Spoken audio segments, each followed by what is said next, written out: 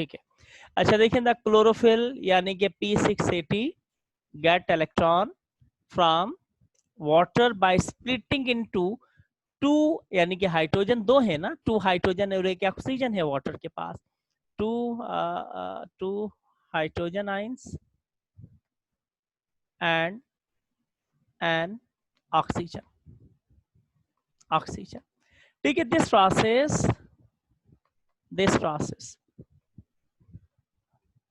is called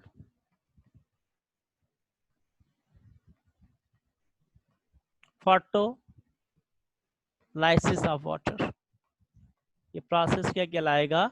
photolysis of water कहलाएगा। ठीक है, क्योंकि देखिए ना यहाँ पर क्या हुआ, यहाँ पर क्या हुआ कि वाटर जो था, वाटर की भी ब्रेक डाउन कर दी गई और वाटर को स्प्लिट किया गया, उसमें से हाइड्रोजन के दो आइंस निकले और एक ऑक्सीजन का।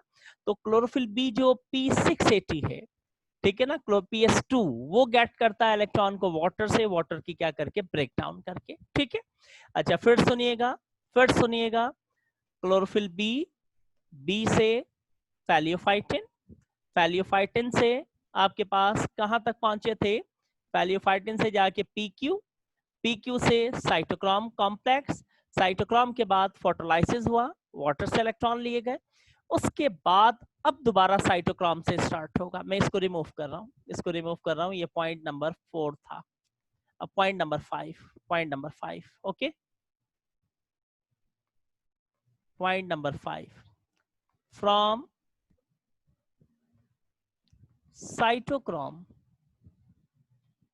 साइटोक्रोम कॉम्प्लेक्स लिख रहा हूं क्योंकि कलेक्टिव नेम है, साइटोक्रोम नहीं लिख रहा सिर्फ। द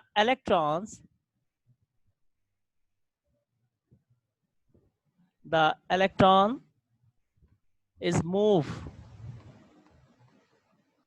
to PC पता है ना किसको कहते हैं? यस, प्लास्टोकैनिन, ये पिगमेंट है। ठीक है, तो अब क्या होगा? PC क्या हो जाएगा? PC is reduce, it is present in the lumen, क्योंकि ये कहां मौजूद था? It is present in the lumen. ठीक है, और ये जो PC है, PC इज अ, याद रखिएगा ये एमसीक्यूज आ सकता है। ठीक है, ये क्या है? और प्लास्टो PQ क्या था? Copper containing protein. मैंने कहा था ये पिगमेंट सब प्रोटीन के बने हुए, कॉपर कंटेनिंग प्रोटीन। इससे पहले मैंने PQ बताया था आपको, PQ क्या था? एसोसिएट थे फेरेक्स आइन, फेरेक्स आइन एसोसिएट थे, और इसके साथ कौन एसोसिएट हैं आपके पास? यानी कि कॉपर कंटेनिंग। ठीक है, अब सुने मेरी बात, फिर सुने, मैं बार बार रिपीट कर रहा हूं ताकि आपके माइंड में बैठे। क्लोरोफिल बी से फैलियोफाइटिन, फैलियोफाइटिन से PQ, PQ से साइटोक्रोम कॉम्प्लेक्स, साइटोक्रोम कॉम्प्लेक्स के बाद फोटोलाइसिस, वाटर से हाइड्रोजन लिए गए, उसके बाद फिर साइटोक्रोम से कहा? PC, और PC क्या कंटेन करता है? Copper containing protein. ठीक है, अच्छा जी, अब इसको रिमूव कर रहा हूं 5 को, नंबर 6 स्क्रीनशॉट ले लो इसका, वैसे रिकॉर्डिंग तो आ जाएगी इसकी। पॉइंट कौन सा है? 5 है, कौन सा है पॉइंट? पॉइंट कौन सा है ये? 6, thank you. Point number 6, the PC, ठीक है, PC क्या करेगा? यानी कि अच्छा, PC से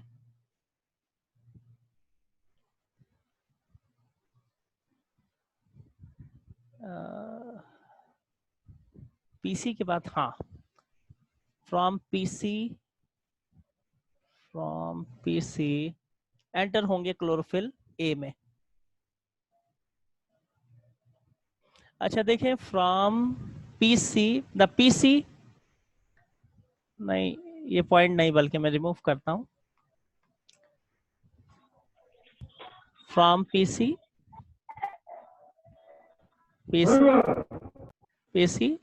they move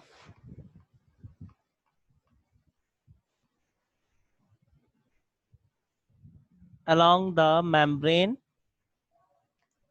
अजान भी हो गई, इसको वाइंड अप करें जल्दी से, टू PS1, PS1 की मेम्ब्रेन पे पहुंचे PC से, वेयर द, वहां पर क्या मौजूद है, where the chlorophyll,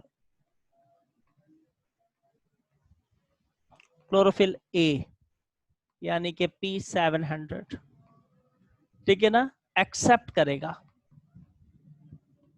accept the electrons,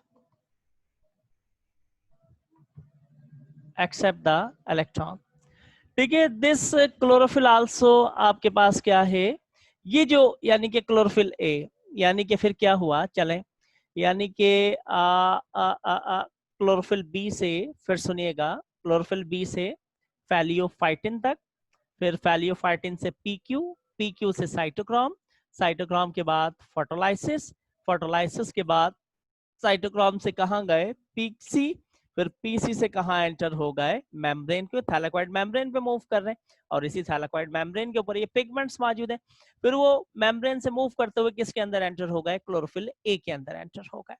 अब उसके बाद क्या होगा, इसको मैं रिमूव कर रहा हूँ, इस पॉइंट को, आगे देखिएगा, देखिएगा number 7, from chlorophyll A, the electron is transferred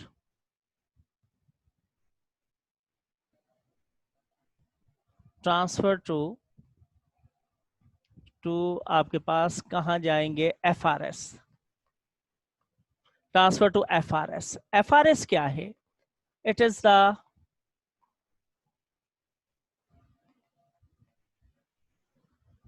primary electron acceptors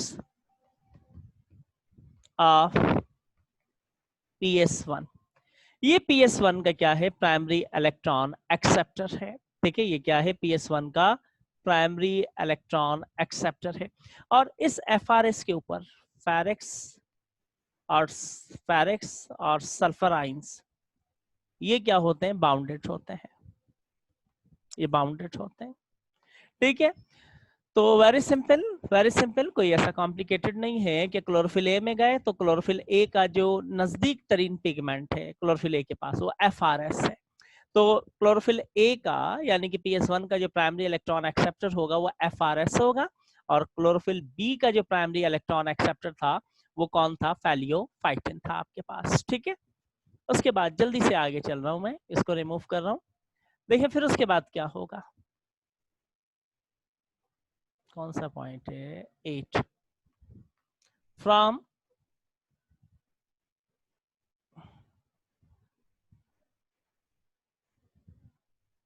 खत्म कर रहा हूं मैं इसको, बस इसको वाइंड अप करूं, उसके बाद फ्रॉम FRS आप मैसेज करते हैं ना तो मेरी कंसंट्रेशन उधर चली जाती है चैट के ऊपर, वो बार बार येलो होने लगता है, तो फिर यहाँ से मेरे जहन से निकल जाता है मैंने क्या पॉइंट बताया, from FRS the electron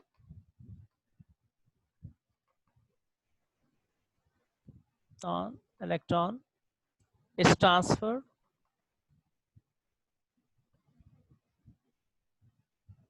to the FD, FD के पास पहुंचे, और FD क्या कंटेन करता है, देखिए ये सब याद रखें, इनसे MCQs आएंगे कि FD क्या कंटेन करता है, it is an iron, iron containing protein, iron containing protein, इसके पास आयरन मौजूद होगा, ठीक है। उसके बाद next point, from FD the electron is transfer, अब देखें कहां जा रहे हैं, ट्रांसफर ट्रांसफर टू NADP, ठीक है, द NADP इज रिड्यूस, इसके पास आए तो ये क्या हो गया, रिड्यूस टू NADPH2, ठीक है, एट द, कहाँ, एट द, याद रखिएगा ये कहाँ रिड्यूस होता है, at the side of stroma, stroma, हाँ, at the side of stroma membrane, बस स्ट्रोमा, ठीक है, ठीक है। तो ये रिड्यूस होता है कहाँ जाकर के, स्ट्रोमल मेम्ब्रेन, बात एक ही है, स्ट्रोमा कर दें काफी बेहतर, स्ट्रोमा सही है, ठीक है, चले स्ट्रोमा मेम्ब्रेन कर दें फिर, ठीक है। देखें जी, अब बड़ी कहानी है, अब मैं थोड़ा सा इसका ग्राफ बना के आपको दिखाता हूँ, थोड़ा सा ग्राफ बना के आपको दिखाऊंगा, आप देखिएगा इस ग्राफ को कि किस तरीके से ये क्या हो रहा था, ठीक है। ग्राफ में मेरे ख्याल ज्यादा बेहतर अंदाज के अंदर समझ आ जाएगा, ये तो मैंने आपको रिटन फॉर्म के अंदर बता दिया। नमाज का वक्त हो गया है बेटा, अजान के बाद 15 मिनट के बाद जमात होती है, तो अभी अजान हुए 15 मिनट तो नहीं हुए ना, मुझे भी नमाज पढ़नी है, मैं कोई क्या हूं, मैं भंगी हूं क्या, कि मुझे नमाज का पता ही नहीं है कुछ, हैं जी, मैं भंगी हूं क्या। ये मैंने एक दिन अपनी जेनेटिक्स की, मेरी मॉलिक्यूलर जेनेटिक्स की क्लास चल रही थी यूनिवर्सिटी के अंदर, जुमे का दिन था, डॉक्टर शेर मोहम्मद मंगरी पढ़ा रहा था, ठीक है ना, मैंने कहा साईं आज जुम्मा, उसने कहा माँ छा भंगी आए, मुखे खबर ना है जुम्मा है, वही बात आपने कर दी मेरे साथ, तो दुनिया मकाफाते अमल है, मैंने किसी को कहा था आज मुझे मेरे स्टूडेंट ने कह दी ये बात, तो मैंने वही जवाब दे दिया उसे। खैर, अच्छा जी, आते हैं उसकी तरफ आगे, मैं इसको रिमूव कर रहा हूँ, या फिर इसको कल देख लेते हैं, चलें ठीक है, तक्कड़ में नहीं हो पाएगा। अच्छा, एक दफा थोड़ा सा रिवाइज, एक दफा थोड़ा सा रिवाइज आपके माइंड में बिठाने के लिए, ठीक है, एक दफा थोड़ा सा हम रिवाइज करेंगे आपके माइंड में बिठाने के लिए, आप सुनते जाइएगा, ठीक है। देखें, यानी कि क्लोरोफिल बी का प्राइमरी इलेक्ट्रॉन एक्सेप्टर कौन था, कौन था, फैलियोफाइटिन, ठीक है जी।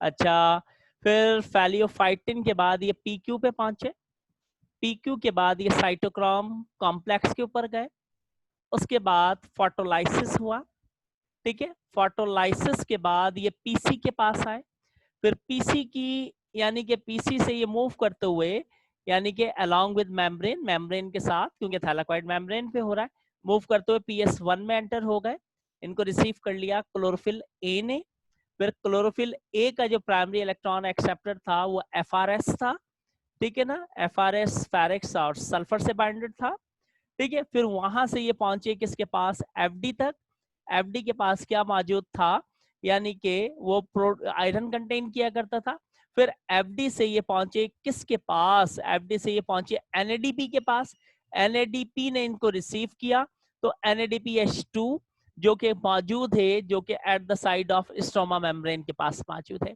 तो यहां तक ये इलेक्ट्रॉन की ट्रांसपोर्ट हुई। अब इन इलेक्ट्रॉन की ट्रांसपोर्ट जो हुई, मूव थ्रू, आपके पास move like in a chain, chain की सूरत में इन्होंने मूव किया, तो इनकी एनर्जी किसने यूज कर ली, थैलाकॉइड मेम्ब्रेन ने। थैलाकॉइड मेम्ब्रेन के पास एटीपीएज एंजाइम थे, उन एटीपीएज एंजाइम ने क्या करा, एटीपी की फॉर्मेशन कर ली। तो बहरहाल ये फोटोफॉस्फोलाइरेशन है, इस फोटोफॉस्फोलाइरेशन को बाद में डिस्कस करेंगे। अच्छा प्लीज मुझे बताएं, समझ में आया आपकी। अक्सर स्टूडेंट्स कहते हैं जी हमें समझ नहीं आता, ये चैप्टर ये मुश्किल है, ये अजीब बला है, क्या है, सब बताएं मुझे, काइंडली बताइएगा मुझे। मैंने बड़े, यानी कि इसको जो है ना बेसिक से स्टार्ट लिया, एक एक चीज क्लियर की है।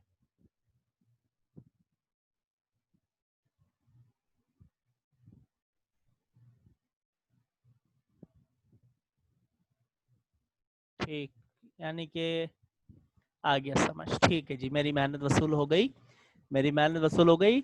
मुझे ऐसा लग रहा है, मैं आपको आज एक बात बताऊं, बस आखिरी 1-2 मिनट ले रहा हूं, बस आप जाइए, उसके बाद मुझे भी नमाज पढ़नी है, ठीक है। मैं आपको एक बात बताऊं, मुझे ऐसा लग रहा है मुझे ऐसा लग रहा है कि ये 40-50, आज तो खैर 24 स्टूडेंट्स हैं, बच्चे आ ही नहीं रहे, कहाँ चले गए। ठीक है, मुझे ऐसा लग रहा है इनमें से किसी ना किसी की सिलेक्शन होगी, मुझे ऐसा लग रहा है। मुझे 22 स्टूडेंट से बड़ी उम्मीदें हैं, 22 स्टूडेंट से बड़ी उम्मीदें हैं, जैसे कि सभी हैं, मैं पर्टिकुलर किसी एक का नाम नहीं ले रहा, बाकी बच्चे दिल छोटा करेंगे, लेकिन मेरे पास बाखुदा मैं आपको बता रहा हूँ सब एफर्ट्स दे रहे हैं। चैप्टर 8 का रिजल्ट आपका बहुत अच्छा आया, थैंक यू वेरी मच। आपने अच्छे से पढ़ा, आपने मेहनत की, इसका मतलब अब आप एमसीक्यू से यूज टू होते जा रहे हैं। वो सिलसिला अब कुछ दिनों के लिए रुक गया था, अब दोबारा फिर शुरू कर रहा हूँ मंडे को, चैप्टर का वेट कर रहा था खत्म हो जाए तो चैप्टर 9 स्टार्ट होगा। और दूसरी चीज ये बेटा, जैसी हमने यहाँ बायो पढ़ी है, बाखुदा मैं आपको बता रहा हूँ, आप पूरे हैदराबाद के अंदर विजिट कर लीजिएगा, रिकॉर्डिंग चली है, ऐसे एक एक पॉइंट, एक एक चीज आप अपने फ्रेंड से, अपने दोस्तों से पूछ लीजिएगा जो डिफरेंट सेंटर्स के अंदर पढ़ रहे हैं, कहीं पर भी ऐसे डिस्कशन नहीं की गई है। ठीक है ना। हाँ, मुझे मैं आपकी बात को थोड़ा सा एडमिट करता हूँ, फिजिक्स में आपको हुई है प्रॉब्लम्स, बहुत ज़्यादा प्रॉब्लम्स हुई हैं, केमिस्ट्री के अंदर आपको कुछ थोड़ी बहुत प्रॉब्लम्स हुई हैं, लेकिन इतनी ज़्यादा प्रॉब्लम्स नहीं हुई होंगी। इंग्लिश आपका बड़ा ज़बरदस्त किया है शहजाद के आने के बाद, ठीक है ना। तो बहरहाल बहरहाल बहरहाल बहरहाल इस वक्त आपके लिए बहुत अच्छा चांस है, क्योंकि कहीं पर भी कहीं पर भी कहीं पर भी यानी कि पूरे इंटीरियर सिंध के अंदर प्रिपरेशन नहीं हो रही, एकेडमीज नहीं चल रही हैं। हमने शुरू किया, देखें पीएमडीसी ने भी 70 से 65 के ऊपर लेके आ गया वो अपना, ठीक है ना, 70 से 65 के ऊपर अपनी यानी कि अपेयरेंस को लेकर के आ गया। और मुझे उम्मीद है आप लोगों ने बड़ी बारीक बीनी से पढ़ा है, आप लोग इस दफ़ा सेलेक्ट कर जाएंगे। आप उन बच्चों के मुकाबले में बहुत अच्छे हैं जो इंटीरियर में बेचारे बैठे, वहाँ ना इंटरनेट की फैसिलिटी है, ना वहाँ क्लासेस हो रही है, ना कुछ। हैदराबाद या कराची के कुछ एरियाज हैं जहाँ पे हो रही हैं ये क्लासेस सिर्फ और सिर्फ, और हैदराबाद में बहुत कम सेंटर है जो ऑनलाइन चला रहे हैं, नहीं तो मोस्टली रिकॉर्डिंग के ऊपर काम चल रहा है। तो खैर मुझे आपसे बहुत उम्मीद है, आप इसी तरीके से, थैंक यू वेरी मच, मेहनत करते रहिए। ठीक है, आपका बहुत शुक्रिया, आपने मेरी मेहनत को यानी कि रायगा नहीं जाने दिया और टेस्ट में अच्छी एफर्ट्स दिखाई। चैप्टर 8 के टेस्ट से मैं बहुत खुश हूँ, थैंक यू वेरी मच। ऐसी मेहनत करते रहिएगा, इंशाल्लाह आपकी सिलेक्शन हो जाएगी। ओके जी, now you go and now you are free. अल्लाह हाफिज।